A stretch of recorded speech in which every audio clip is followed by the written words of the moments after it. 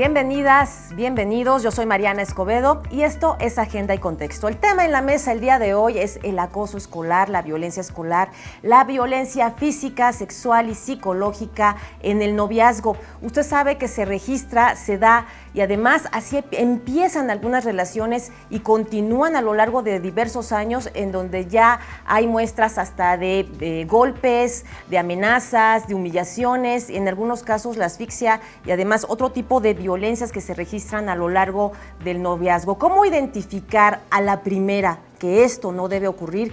¿Qué decirles a nuestras hijas y a nuestros hijos sobre todo para no prolongar el machismo en los hombres?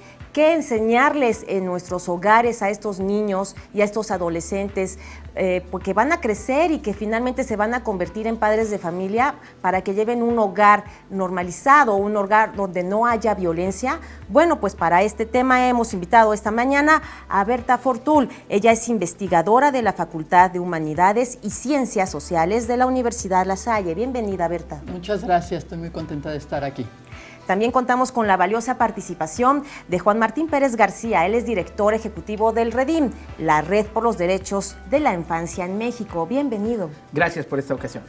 Bueno, pues a ver, ¿qué hacemos como sociedad, qué hacemos como mujeres y como hombres en esta sociedad para educar a estos niños y adolescentes que van a crecer, van a tener novia o novio, y en qué momento ellos deben de darse cuenta de que en esta relación ya el respeto ya se ha sido como que ha sido rebasado, sobrepasado, superado y comienzan signos o síntomas de violencia? ¿En qué momento un noviazgo que, por así decirle, normal, se convierte en un noviazgo violento, Berta? Esto pasa con mucho mayor frecuencia de la que uno se imagina. Los diálogos con las estudiantes en escuelas preparatorias y en las universidades refieren muchísimo de esto. No solamente del hombre hacia la mujer, sino también hay una violencia de la mujer hacia el hombre. Y queda muy claro cuando los mecanismos de respeto a la persona se rompen y empieza a haber una intromisión. Puede ser en cosas muy banales, en la forma de que comes, en lo que te gusta comer, en cómo te vistes, en la forma en que te desenvuelves, en tus formas de pensar. Creo que cualquier comentario que vaya más allá de tu propio ser y que el otro trate de controlar algo que puede parecer muy banal. Te gusta el pantalón de mezclilla y él te dice no te quiero ver más con pantalón de mezclilla. Puede parecer un dato muy banal, pero es un pequeño y primer acto de esta intromisión y de esta falta de respeto hacia tu persona. La violencia empieza cuando mi ser no es respetado. Entonces, bueno, ¿cómo darnos cuenta? Y además, siendo adolescentes o jóvenes, ¿en qué momento ellos pueden también mirarse al espejo? Porque la violencia generalmente se replica en los hogares del padre al hijo, ¿no? Sí. Bueno, y esto está documentado, incluso aquí en Agenda y Contexto hemos presentado investigaciones y estudios relacionados con el tema, en donde los padres educan con base en el error. Estos niños y adolescentes crecen educados con base en el error. Entonces, bueno, en este sentido, Juan Martín, ¿en qué momento el adolescente o el chico de cualquier edad o la persona mayor, el adulto también mayor, en qué momento se debe de dar cuenta de que está cometiendo un grave error y que puede además pues ir a terapia o finalmente atenderse para tratar de frenar de inmediato el machismo? Mira, yo creo que retomo y me gusta cómo lo planteas, o sea, educamos en el error y ese error se llama machismo. Tenemos, y le invito al público a que pueda ver un texto maravilloso que es muy vigente, de Pierre Bourdieu, un sociólogo francés llamado La dominación masculina. Este texto puede explicarnos este error sobre el que nos hemos construido la sociedad, la que somos ahora, nuestra cultura, y que una de sus expresiones es el amor romántico. El amor romántico es la manzana del cuento de princesas, la manzana envenenada. Todas y todos nos formamos afectivamente con esta noción del amor romántico, el príncipe, la princesa, y digamos fueron felices para siempre. Y digo que es la manzana envenenada porque ahí mismo está el sustrato del machismo y de la violencia. Y me suma lo que planteaba Berta, que lo comparto, y yo le invitaré al público a que piense en 3 principios básicos de educación para niños y pensando en nuestros conflictos del mundo adulto. Y es que el primero es que decidimos sobre la vida del otro, sobre su cuerpo, sobre su forma de ver el mundo, Y eso lo hacemos de una relación vertical. Hombres, por ser varones, ya tenemos una relación de poder frente a las mujeres, sin importar la edad, y eso hace que nos sintamos con el derecho, con la posibilidad, y esté normalizado, que podemos y debemos de opinar. Incluso lo hacemos con amor. O sea, yo lo hago porque te cuido, porque te quiero y tal, ¿no? Un segundo elemento que tenemos que tener presente tiene que ver con no respetar el no, o cruzar las fronteras de lo personal. Y esto es súper importante porque desde los detalles pequeños, yo suelo explicarlo a los padres, madres de familia, que cuando estamos con nuestros hijos pequeños y decidimos sobre su cuerpo y no escuchamos su no, no me quiero cambiar el pañal, no me quiero poner esta ropa, no quiero ponerme esto, y no lo respetamos, le estamos enseñando que otras personas adultas u otras personas con poder tampoco van a respetarlo.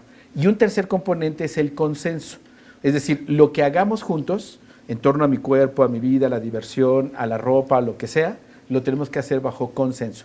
Es decir, si entendemos que no tenemos que cruzar esta frontera del cuerpo, de la vida personal, de respetar el no y entender que no es no, y al mismo tiempo llegar a consensos para cualquier cosa en la interacción, vamos a poder tener cambios, no solamente en el amor de adolescentes, sino incluso en nuestra vida cotidiana. Y concluyo el comentario planteando que el mayor error que tenemos sigue estando en esta cultura machista que hemos normalizado y que no terminamos de superar. Tenemos de manera reciente rayado el ángel de la independencia, afortunadamente, rotos muchos cristales, afortunadamente, y yo sé que eso causa escándalo, pero si no se hubiera hecho estas movilizaciones en ese nivel de expresión, digamos, no sé, de manifestación pública y de protesta, claro. No tendríamos alerta de género en esta ciudad, que llevamos al menos 5 años pidiéndola. No, bueno, además se ha pedido a gritos, ¿no? En diversas manifestaciones de mujeres a lo largo de los últimos años, particularmente desde que llega Felipe Calderón, porque se comenzó pues finalmente a propagar la violencia a lo largo del país. La guerra, sí. Y en toda guerra, las mujeres y los niños son los primeros afectados, históricamente. Así que era lógico que con esta guerra contra las drogas, entre comillas, que inició en el 2006 y que no había para cuándo acabarla ni cómo terminarla. Y no hay porque... ahora cómo acabarla. Ahora tenemos Guardia Nacional con 50,000 nuevos soldados, más guerra, más violencia. Sí. Y perdón que me meta en esto, pero es súper importante lo que acabas de comentar. En la cultura machista, que está muy asociada a lo militar, a las armas, las mujeres se convierten en trofeo. Y esto lo estamos viendo en una gran epidemia de desaparición de mujeres adolescentes, en cómo las mujeres, el cuerpo de las mujeres está siendo objeto de esta violencia a través del mundo digital, que es otra extensión, y daría para otro programa, y donde niños, niñas y adolescentes, varones, están en esta lógica inmersa en la cual hay una presión social para sumarse y normalizarse esto. Por eso es que en el noviazgo ahora tenemos muchas de estas expresiones, no solamente normalizadas, sino incluso bajo presión y exigencia social. No, sin duda, totalmente, Juan Martín, y es por eso que abrimos esta mesa de análisis, porque tenemos este compromiso social para tratar de saber qué mecanismos tendríamos que usar a partir de ahora para frenar este fenómeno de la violencia generalizada o de la violencia hasta en el noviazgo. O sea, ¿de qué modo, Berta, para ti cuáles serían las soluciones? Ya estamos viendo el contexto.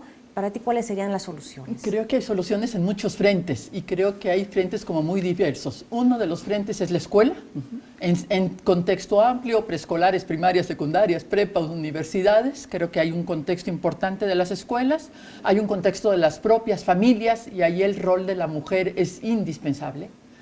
¿Qué hace ahí la mamá y qué hacen ahí las hijas? Es decir, creo que mucho de ahí se aprende desde las propias familias. Creo que otro de los roles importantes es toda la educación no formal. Creo que ahí también, que si el karate, que si la natación, que si, no sé, el canto, todo ese tipo de cuestiones. Creo que hay otro rol que viene de los propios medios de comunicación. Creo que hay otra gran figura que viene desde los medios de comunicación. Hay otra gran figura que viene desde todo el mundo de la economía y cómo el mundo de la economía ayuda a poner ciertas cosas en juego. Creo que, y otra cuestión tiene que ver con el propio gobierno, es decir, el propio gobierno y todo su maquinaria. Las ONGs también creo que tienen un rol importante. Creo que saldremos adelante si toda la sociedad se suma, cada quien desde su propia esfera. Es decir, yo diría que lo que se puede hacer en las escuelas, y las escuelas son a la vez receptoras de violencia, pero propician violencia. Bueno, es que justamente en las escuelas, desde el kinder, hay acoso escolar. O sea, ¿cómo hacer esto? Sí es verdad, en efecto, las escuelas. Yo creo que hay que también poner en la mesa de análisis el papel de la familia, el papel claro. de los padres, abuelos, tíos, primos, particularmente el papel del papá, del padre, del varón en la casa. Porque hablamos también de acoso escolar y de bullying, o sea, como que muchísimas personas creen que en la escuela es donde se educa a los niños, pero no debería de ser la familia, Juan Martín. Mira, en los estudios que se tienen disponibles, que afortunadamente hay muchos, por ejemplo, el Instituto Nacional de Evaluación Educativa, tristemente desaparecido con la segunda reforma educativa mal hecha, en 2010 hizo un estudio muy importante que encontró que donde existía violencia al interior, acoso escolar o violencia en las escuelas, estaba directamente vinculado con la violencia alrededor del establecimiento educativo, es decir, la violencia comunitaria y social. Porque las escuelas, como espacio de encuentro, son permeables a la dinámica comunitaria. Por eso es que me sumo con lo que plantea Berta, que una salida muy importante está en lo comunitario y en la vida de las familias, pero que no es la escuela exclusivamente, porque la escuela es solamente un espacio de rebote, de reproducción. Y este estudio nos daba ya muchas pistas, es decir, tendríamos que empezar a discutir en las escuelas un tema relativo con el poder. La violencia es poder. Si nosotros no entramos a discutir el poder, ¿y qué significa cuando hablamos de violencia machista? Que los hombres están por encima de las mujeres de facto. Y eso significa una relación asimétrica. Lo mismo pasa con el mundo adulto. Las personas adultas están por encima de los niños y justifican, incluso la llamada nalgada cariñosa, que se eduque a los niños con violencia. El 63% de los niños y niñas en este país ha sido víctima de castigo físico y la gente lo justifica. El Senado de la República, por cuarta ocasión, ha modificado la ley para prohibir explícitamente el castigo corporal en las familias. Claro, ya la famosa chancla voladora, adiós, ¿eh? ¿Y ya qué crees? la chancla voladora, ya, por favor. Que tenemos resistencia. Medio siglo con la chancla voladora, ya, por favor. Pero tenemos resistencia de muchos sectores de la sociedad bajo la pregunta de el niño dictador. Claro. Sí. ¿Y cómo lo voy a educar? Y entonces es muy preocupante porque aquí retomo también lo que planteaban ambas en torno al rol del Estado. Claro. Necesitamos políticas públicas que orienten a la familia a construir otras formas de relación positivas que no estén basadas en violencia. Excelente, pues bueno, vamos a hacer esta reflexión. ¿Qué políticas públicas son necesarias para acabar con la violencia desde el kinder hasta toda la vida? Simplemente no debe haber violencia en el noviazgo. Vamos a hacer la pausa, regresamos con la información que a usted a mí nos importa. Estamos totalmente en vivo desde los estudios de Capital 21. Ya volvemos.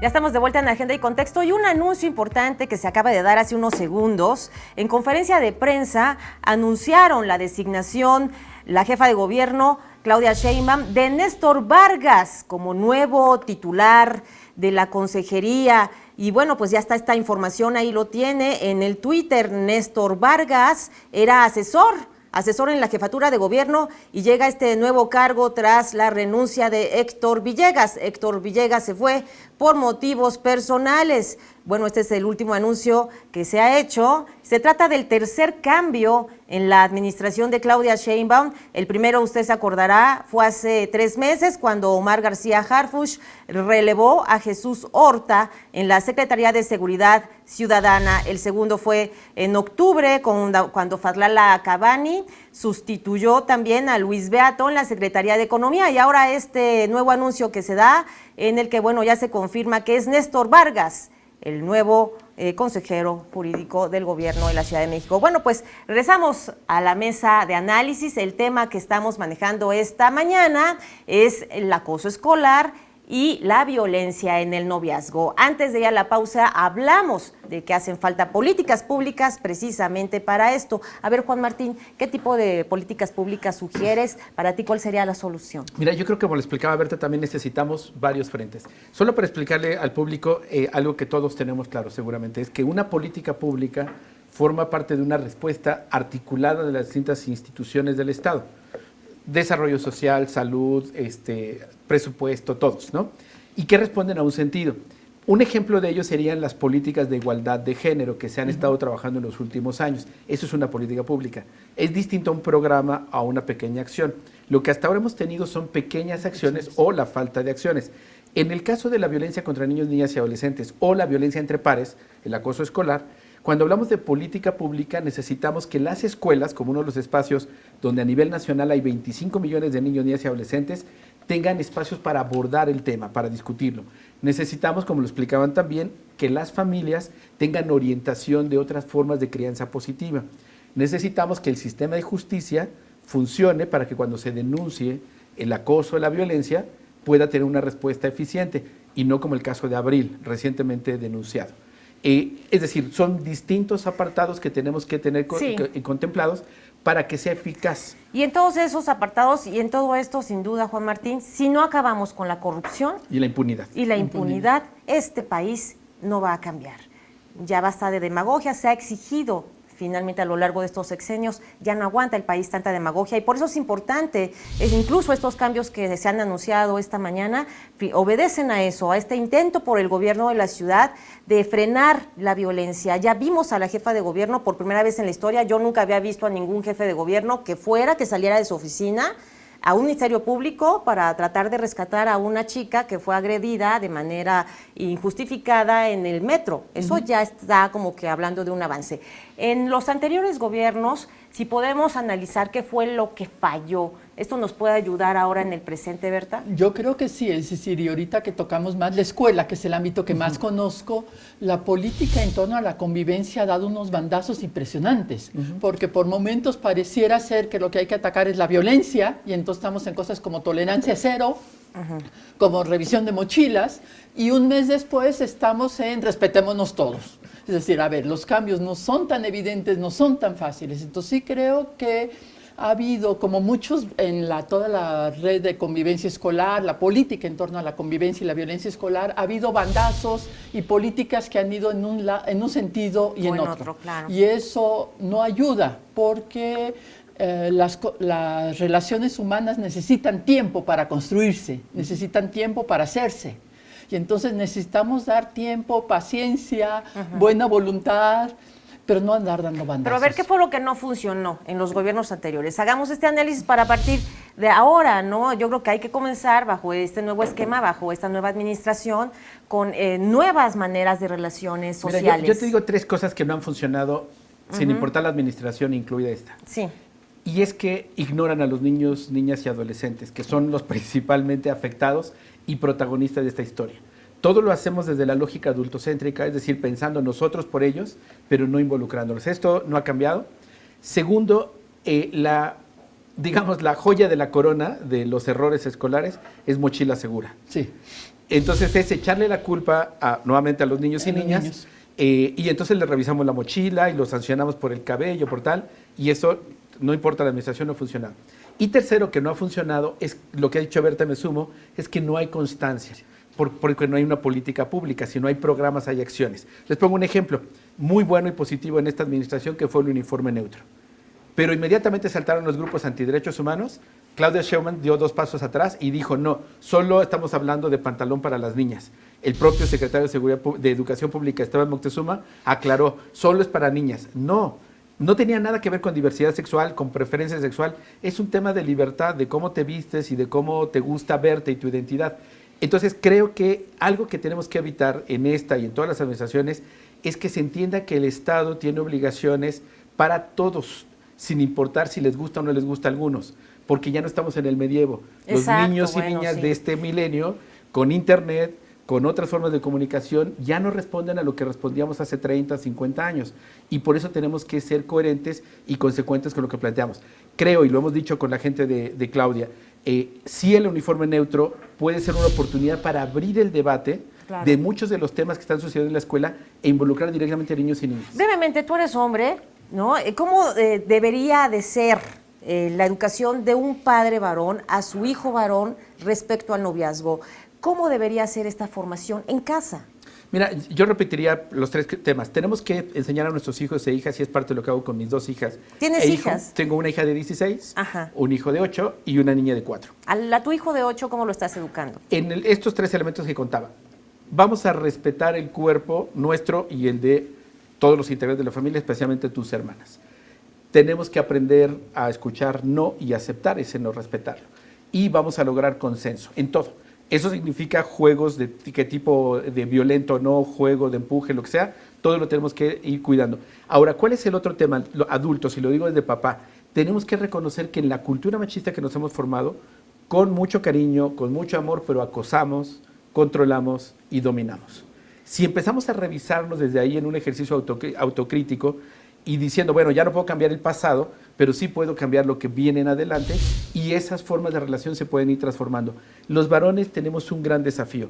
Yo le invito al público que lea el texto de Lidia Cacho, llamada Ellos Hablan. Maravilloso libro. Que hace una reflexión que el machismo no solamente daña a las mujeres, también nos daña a los varones. Sí. Los varones tenemos una gran carga de presión social para ser el más hombre, demostrar que no soy débil, demostrar que no soy niño, que no soy mujer. Y esto nos afecta emocionalmente porque nos inhibe emocionalmente. Y termino el comentario. Con mi hijo, una de las grandes tareas es que puede expresar sus emociones, y frente a la presión que tienen sus compañeritos en el fútbol, de que se caen, chocan, lo que sea, y no lloran porque son hombres, tienes que llorar, tienes que expresar tu dolor y tienes que decir lo que sientes. Y obviamente hay un texto que escribí por ahí que se llama Camisa Rosa, y es que podamos usar colores que no estén etiquetados con los roles. Entonces, esta es una frase de mi hija pequeña, ahora adolescente, que decía que a mí me gustaría un papá con camisa rosa. Claro. Y tenemos muchas camisas rosas. Oye, Berta, le ponemos camisa rosa a nuestros hijos y el papá inmediatamente va a brincar diciendo, No, eso es para niñas. O los mismos papás en las escuelas, Así que cómo se te ocurrió a ti, maestra, ponerlo a limpiar el salón de Así clase. es.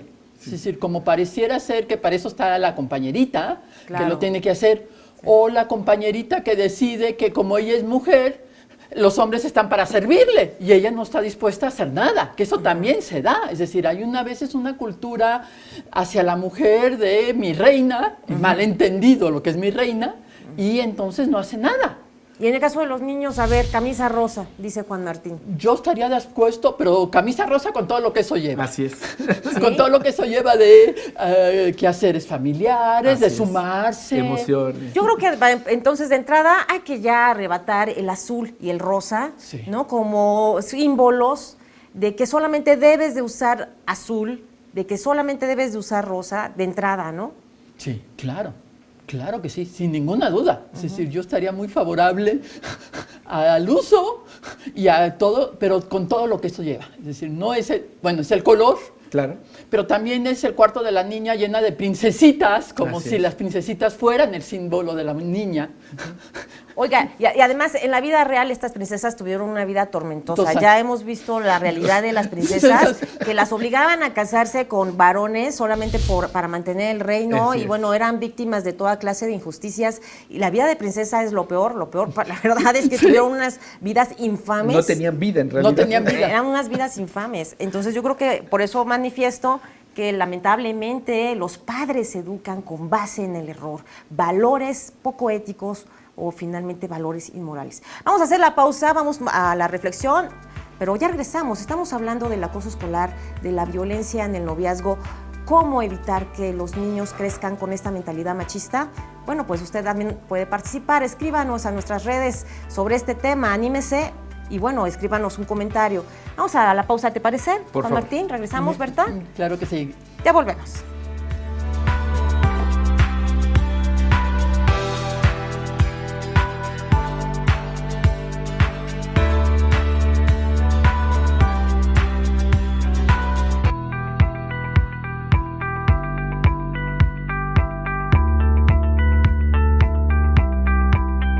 Bueno, ya estamos de vuelta en Agenda y Contexto. El tema en la mesa: acoso escolar y violencia en el noviazgo. ¿Qué están haciendo los padres y madres de familia en sus casas para frenar el machismo? Bueno, pues precisamente de este tema vamos a abordar. Además, hay personas que creen que el feminismo es el problema. A ver, Juan Martín, Mira, ¿qué es el feminismo? El problema es el machismo, históricamente. El feminismo es una posición política personal y las personas pueden o no ser feministas. Quien busca la igualdad de las mujeres, es decir, yo papá que tengo 2 hijas y quiero que las traten bien y quiero tratarlas bien, puedo decidir ser feminista o no, pero mis hijas tampoco van a ser feministas o no, eso es una decisión personal y política. Lo que sí tengo que garantizar es un buen trato y condiciones de igualdad, y eso es la misma obligación que tiene el Estado. Estos discursos en contra del feminismo o los feminismos, porque hay muchos feminismos, en realidad son las reacciones de la cultura machista que tenemos, que está pues un poco agitada, asustada por los privilegios que estamos perdiendo los hombres y estas relaciones de poder. Cuando hablamos de dominación y hablamos de poder, lo que nos está problematizando los feminismos, particularmente los más jóvenes, es estos temas, por ejemplo, del acoso. Tener que soportar los piropos, el acoso callejero o incluso el hostigamiento sexual en el trabajo o en la escuela, y eso no está bien. Seas o no feminista, no te gustaría que tu hija sea víctima de acoso sexual en su trabajo o en la escuela, o que tenga que cuidar la forma de vestir, y eso no te convierte en feminista. O sea, no se asuste la gente si defender a su hija o a su hermana o a su vecina de que no sea víctima de acoso o de violencia sexual no le convierte en feminista. Feminista es otra cosa, es una posición política y es una acción que quienes decidimos hacerlo tratamos de colocar y hacer visible. Pero muy cuidadoso, invito al público a que no caiga en la trampa de revictimizar. Lo que las mujeres en el mundo entero nos están recordando es que no les estamos tratando con equivalencia humana. Hombres y mujeres tenemos la misma equivalencia humana sin importar el empaque. La vida real es que si somos hombres tenemos más privilegios que si eres mujer. Por ejemplo, ganas menos. Y eso no es justo para tus hijas, para tus hermanas, y eso es de lo que se trata, esencialmente de equivalencia humana. Sí, porque muchas personas creen que el feminismo es el problema. Es que es miedo al cambio, y creo que también ayudaría, y qué bueno que lo estás tomando aquí en este medio de comunicación, de no repitamos, y yo les invito a que en redes sociales no se sumen a esta circulación de panfletos que solamente revictimizan, porque el que una mujer, sin importar si es feminista o no, rompió el cristal de un parabús, ese no es el problema. El problema son los feminicidios, el problema es la falta de justicia y la impunidad. El que cada día asesinen a 10 mujeres en este país. Ese es el problema. Ese es el problema, no que rompieron un parabús, ese no es el tema. No nos perdamos, claro. Pongamos el foco donde va. Bueno, Berta, para ti, ¿por qué habría o por qué crees que todavía permea en la sociedad mexicana y entre los capitalinos la idea de que el feminismo es el problema?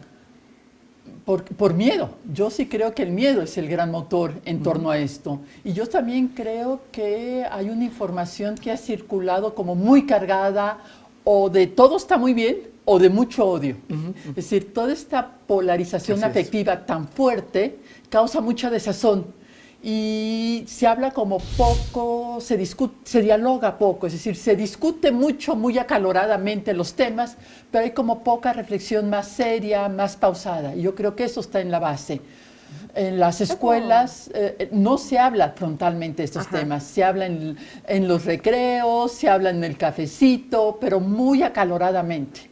Creo que no hay análisis serios fundamentados al respecto, donde las voces se escuchen, donde se puedan poner hechos. Se habla del chisme más el chisme contado por el chisme, y entonces eso no funciona. Entonces sí creo que hay poco análisis de los datos, de los hechos. De hecho, hay pocos datos al respecto. O sea, ¿cómo vamos a medir la violencia en el noviazgo? No hay un censo, no hay un registro. Lo único que podemos determinar quizás son las denuncias que llegan al Ministerio Público de novias que llegan golpeadas, ¿no?, con moretones o con intentos de asfixia o intentos incluso de homicidio. Ya vimos el caso de la chica, de la señora, ¿no?, era Abril, de que ya había denunciado, ya se había girado la orden de aprehensión y finalmente dejó un juez en libertad al homicida. Bueno, se presume que sea, ¿no?, es el presunto responsable, es el probable responsable, porque así lo dice la propia familia de la mujer, de Abril, que acusa directamente a este señor de ser el asesino, por lo menos de intentar asesinarla antes, que ya la había bateado con un bat, le había golpeado, le había atacado el rostro y además la había intentado asfixiar. Entonces, bueno, si ya estamos viendo que el problema es la impunidad, pues ¿qué tiene que ver en este sentido la cultura machista? Pues todo, tiene que ver todo. Finalmente ese es el origen del problema. Mira, los indicadores que nos podrían ayudar a entender esto tienen que ver con impunidad. De cada 100 carpetas de investigación donde las víctimas son niños, niñas y adolescentes, solo 3 carpetas alcanzan algún tipo de justicia o algún procedimiento que podríamos decir que intentaron responder. Es decir, hay un 97% de probabilidad de que le hagan lo que le hagan a un niño y una niña, no pasa nada. Si estos son delitos de orden sexual, esto queda prácticamente en cero. Tenemos otra evidencia, y es que 7 de cada 10 mujeres que han sido víctimas de violencia siendo adultas, esa violencia empezó siendo niñas, en estos roles de control y de violencia machista. Y la tercera evidencia que disponemos es que al menos 7 de cada 10 alumnos y alumnas en nuestro país sufren algún tipo de acoso de carácter escolar, sexual o de violentar su identidad y su persona. Este tipo de situaciones tan instauradas requieren acciones de Estado, acciones de la comunidad y la familia, pero sobre todo de darle fuerza a la voz de ellos y ellas para que lo puedan frenar. ¿Tú recomiendas hablarle a las niñas de feminismo? Claro, claro. O sea, incluso diría expresamente a los niños y a las niñas, porque no es un tema de hombres o de mujeres, es un tema de seres humanos que tenemos equivalencia humana y que tenemos que tratarnos bien, tenemos que respetarnos y frenar aquello que rompe esa igualdad y que puede ser desde la discriminación en el discurso, en las formas, y conceptualmente el feminismo es una, insisto, es una posición política. Es decir, alguien puede ser católico y romano, alguien puede ser ateo, alguien puede ser feminista, alguien puede tal, pero eso es una definición personal que tú haces a partir de cierto conocimiento y de cierto camino que tú quieres seguir. Pero la igualdad, la Declaración Universal de los Derechos del Hombre y la Mujer hace 60 años, el artículo primero plantea que todos los seres humanos, los hombres y mujeres, somos iguales. Nuestras leyes lo establecen así y eso es de lo que se trata. No es un debate de feministas o no, es un debate de dignidad humana. Bueno, totalmente. Además, la jefa de gobierno ha salido a las escuelas, ya la hemos visto en secundarias y en algunas primarias, y en donde ella directamente recomienda y sugiere a las estudiantes observar el comportamiento si ya empiezan a tener novio, de lo que no es positivo. Se llama este programa, esta línea de gobierno, no es costumbre, es violencia, es el eslogan del gobierno capitalino que la propia jefa ha llevado a las escuelas, en donde pues ha tomado el micrófono y delante de las chicas y de los chicos de secundaria les ha dicho que es un noviazgo realmente positivo, sin violencia, y cuáles son los primeros síntomas de un noviazgo con violencia, que sería el control, ¿no? Luego, evidentemente, los celos, ¿no? Y de ahí a partir, pues surge todo lo demás, Berta. Sí, es decir, queda muy claro cómo las relaciones sanas no son relaciones de control. Yo creo que eso es lo que como país no acabamos de construir. Y eso puede ser padres-hijos, pero también novios. Mira, incluso tenemos aquí este gráfico: violencia en el noviazgo, control, manipulación, agresión física, invasión a la privacidad. En el control, bueno, es obligarte a eliminar contactos o fotos en redes sociales y aislarte de tus amistades. Incluso hay hombres que hasta te aíslan de tu propia familia. Luego, te ridiculizan en público, te hacen bullying frente a las personas sin importarles absolutamente nada. Te dice qué ropa usar o cómo peinarte, cómo vestirte, cómo comportarte. Te jalonea, te empuja, te empieza a golpear. Y la invasión a la privacidad absoluta es cuando te destruye tus cosas, tus artículos personales y te está revisando tu celular, tu agenda, tu cotidianidad, Berta. Sí, es decir, queda claro que lo que está manifestando ahí son como los primeros actos, pensando que ahí no se acaba, es decir, que atrás hay otras posibilidades, es decir, celos, el tocarte aunque tú no quieras, el obligarte a tener relaciones sexuales, es decir, o a no cuidarte, a no ponerte el condón porque pues no es lo mismo, según esto.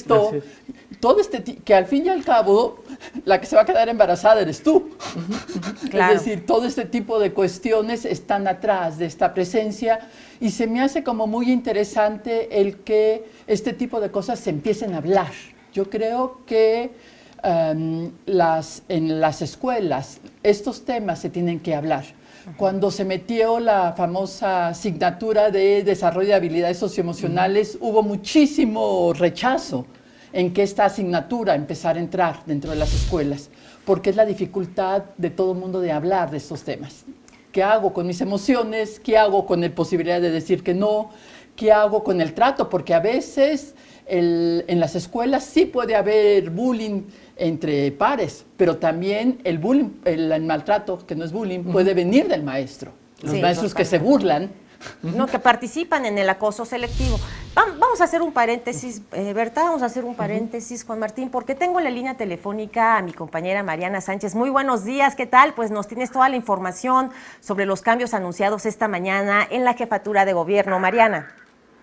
Hola, ¿qué tal? Muy buenos días. Pues como bien lo mencionas, hoy por la mañana en conferencia de prensa la secretaria de Gobierno de la Ciudad de México, Rosa Isela, dio a conocer que Néstor Vargas Solana ahora será el nuevo consejero jurídico de la Ciudad de México.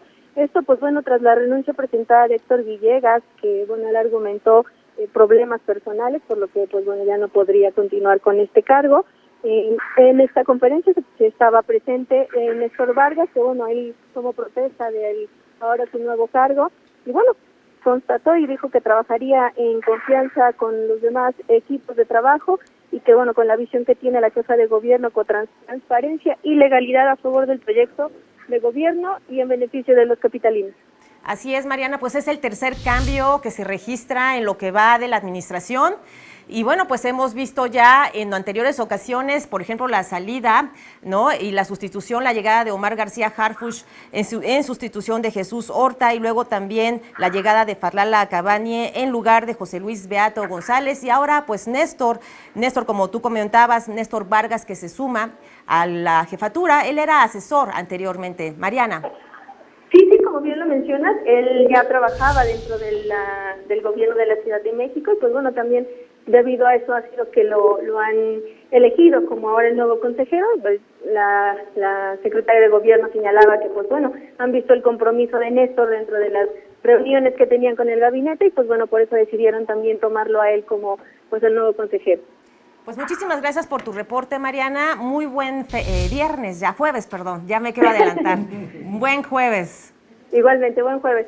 Gracias, pues a Mariana. Ella está siguiendo los pasos en la jefatura de gobierno, los pasos de la doctora Claudia Sheinbaum, la jefa de gobierno. Hay que recordar que esta renuncia obedece a que Héctor Villegas argumentó que se iba del gobierno por motivos personales, así que Néstor Vargas pues va a ocupar su lugar y ya es el nuevo consejero jurídico.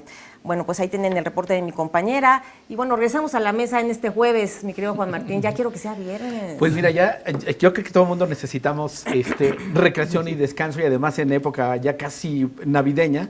Bueno, me decía mi hijo el otro día, se adelantan mucho porque ya desde octubre había cosas navideñas, ¿no? Bueno, sí. Entonces quisiera solamente puntualizar y agradecer nuevamente el espacio, lo que decía Berta. Estos lugares, que los medios de comunicación abran el espacio para dialogar, son fundamentales. Y yo recomendaría al público que nos está mirando que tratemos de ponerle una especie de test o de prueba rápido cuando estamos discutiendo un tema. Lo primero es evitar discutir desde las emociones, porque ahí no llegas a ningún lado. Puedes estar enojado, bastante eufórico, lo que sea, no es el momento de dialogar o discutir. Segundo, no en prejuicios. Feo, bonito, todo mal, todo bien, la polarización a la que ya Berta ha hecho señalamiento. La discusión, el diálogo se da en argumentos, se da en evidencia, y lo ideal sería tener o datos o hechos concretos. Voy a poner un ejemplo. Yo puedo decir que esta ciudad es terriblemente fea, horrible, porque está toda gris y contaminada. Eso está cargado de emoción, de prejuicio. Y yo puedo decir, es una ciudad con altos niveles de contaminación, que tiene tantos IMECAS, tantos días al tal, y que necesitamos política pública.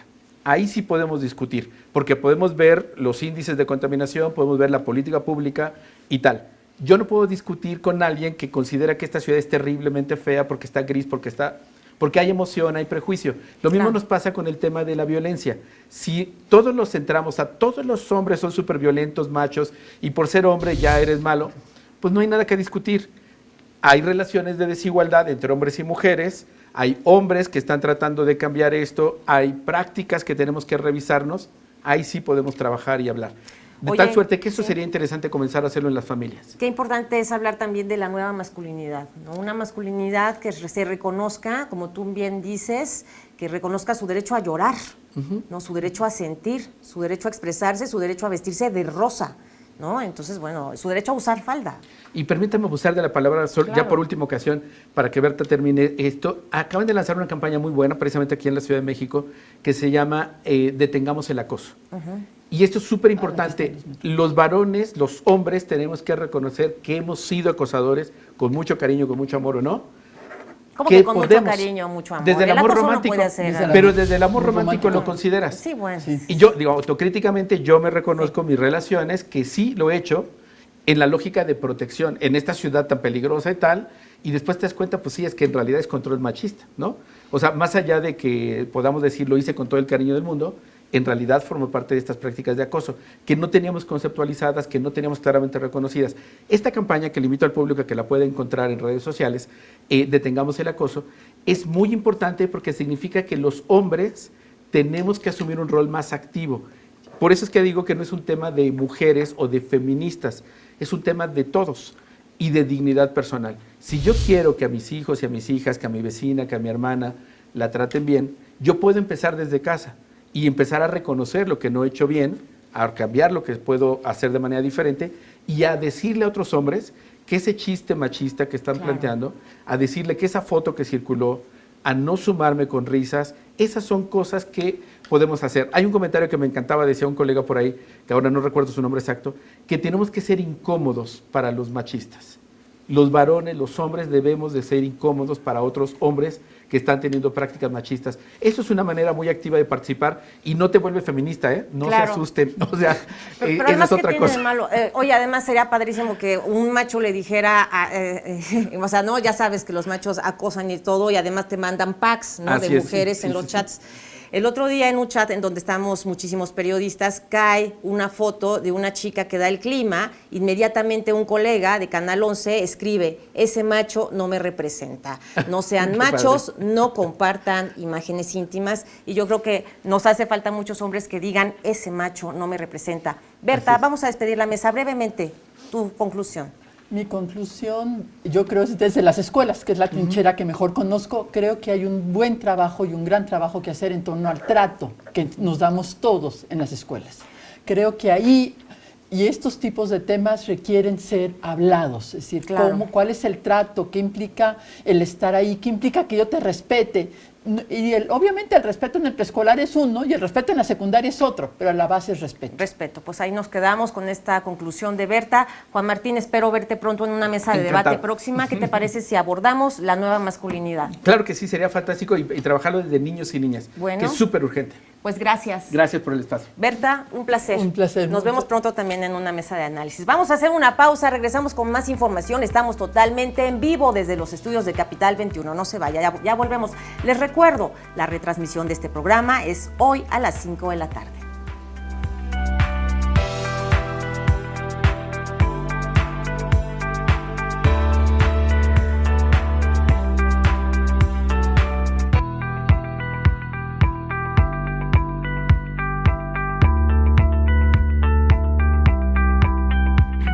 Ya estamos de vuelta en Agenda y Contexto. Mire usted, en el Senado de la República hay un dictamen que pues está en momentos de discusión. En este dictamen se valora que se va a imponer de 2 a 6 años de cárcel y una multa de 1,000 a 2,000 veces el valor diario de la unidad de medida a quien induzca, promueva, imparta, aplique, obligue o financie cualquier tipo de tratamiento, terapia, servicio o práctica que obstaculice, restrinja la expresión de género de una persona. ¿De qué se trata esto? Bueno, pues tengo en la línea a la senadora de Morena, Citlali Hernández. ¿Qué tal? Buen jueves, Citlali, adelante. Hola, buen día, con el gusto de saludarte. A ver, cuéntame, ¿de qué se trata este dictamen? Hay personas que andan diciendo por ahí que ellos son capaces de curar la homosexualidad. ¿Es para, de algún modo, regular esto, este tipo de fraudes? Sí, fíjate que desde el inicio de la legislatura presentamos una iniciativa que busca inhibir estas prácticas, sobre todo porque al juicio de quienes la promovimos la iniciativa, que la promovió la senadora Patricia Mercado de Movimiento Ciudadano, la senadora Alejandra Lagunes del Partido Verde y su servidora, creemos que esas terapias, o mal llamadas terapias, son charlatanería, es decir, desde 1990 la Organización Mundial de la Salud quitó del catálogo de enfermedades la homosexualidad, es decir, no es algo que se pueda curar, y quien te diga que se puede curar, pues está mintiendo. Pero no solo eso, sino que quienes practican esas terapias lo hacen a través de la tortura, a través de el aislamiento durante días, y fundamentalmente quien afecta pues son a jóvenes y adolescentes. Entonces hay víctimas de esas terapias, y lo que cuentan las víctimas es, te insisten tanto en que eres rechazado por tu orientación sexual, que tus papás no te quieren, que Dios no te va a querer, que llega un momento que después de que te aíslan durante días sin comer, sin tomar agua, pues por supuesto que lo que dices es, sí, ya me curé, déjenme, ¿no? Y entonces los jóvenes y adolescentes entran como en en un estado complejo que lleva incluso al suicidio, porque si tu familia y la sociedad te aceptan, pero además te dicen que te van a curar, pero tú sientes que no te curas, pues eso genera complicaciones. Y esas terapias a veces también pasan por, digamos, aceptar o promover que a una mujer que es lesbiana se le permita ser violada por algún familiar, etcétera, con la lógica de que se le va a quitar lo lesbiana porque nunca ha probado a un hombre. Entonces, hay víctimas, hay un vacío jurídico porque esas terapias, digamos, no son legales, pero tampoco ilegales. Entonces, lo que busca esta iniciativa es justamente prohibir estas terapias de tal manera que nadie las ofrezca y nadie las practique. Entonces, bueno, estamos en proceso de dictaminación y esperemos que antes de que acabe el periodo, es decir, antes de que acabe el año, por lo menos en el Senado de la República se apruebe. Claro, bueno, senadora, además estas terapias tienen un precio, un costo que hay que pagar. Claro, y son engañosas porque, digo, por supuesto que cuando un padre o una madre tiene conocimiento de que su orientación sexual, digamos, distinta a la que se considera normal o común, pues la mayoría de los padres están, digamos, no saben cómo reaccionar. O sea, algunos llevan a sus hijos a un psicólogo, hay psicólogos que les dicen, pues no tienen nada que preocuparse, pero hay otros, digamos, en la búsqueda de algún consejo, pues son llevados por engaño y los llevan, esto cobran. Entonces es una charlatanería. Entonces estamos, para nosotros prohibir, es como si estuviéramos legislando comerciales, ¿no? Que te venden cosas que no son reales. Se está cortando, casi no te escucho, Citlali. ¿Me puedes repetir esto último que dijiste? Nuestro juicio es importante que esas terapias. Bueno, sí, claro, totalmente. Entonces van a ser multas y cárcel a quien defraude, porque, bueno, evidentemente la homosexualidad no se cura, pero entonces ustedes ya van a poner esto sobre la mesa. ¿Cuándo se espera la aprobación de este dictamen? Mira, se aprobó ya en la Comisión de Justicia y falta que lo apruebe la Comisión de Estudios Legislativos. Ayer habían... Me refiero a la ley. ¿Cuándo ya podríamos tener la nueva ley? Bueno, lo que pasa es que primero tiene que salir del Senado, luego se va a la Cámara de Diputados y si no hay ninguna modificación ya estaría publicándose. Yo creo que hasta el próximo año, pero el objetivo es que hoy que en este año salga del Senado de la República para ya poder turnarla a la Cámara de Diputados. Bueno, y de entrada, yo te estaba preguntando este tipo de versiones fraudulentas que dicen que la homosexualidad se cura porque estas personas que se dedican a este tipo de terapias destacan o califican a la homosexualidad como una enfermedad cuando en realidad no es una enfermedad, ya está fuera de la clasificación de enfermedades de acuerdo con la Organización Mundial de la Salud. Así es. Y además, decirte una cosa, la sanción que estamos nosotros estableciendo no es algo que hayamos inventado, sino sencillamente en el Código Penal lo ingresamos en los delitos hacia la libre hacia el ejercicio de la libertad no fue la palabra, pero al libre ejercicio de la identidad, ahí es donde se está metiendo estas terapias como un delito. Es decir, las sanciones ya existen en el Código Penal, solo lo estamos metiendo como un delito que existan esas terapias y que se consideren, digamos, un atentado contra el libre desarrollo de la personalidad de las personas, que insisto, fundamentalmente las víctimas son jóvenes. Pues muchísimas gracias, Citlali, por esta llamada. Buen jueves.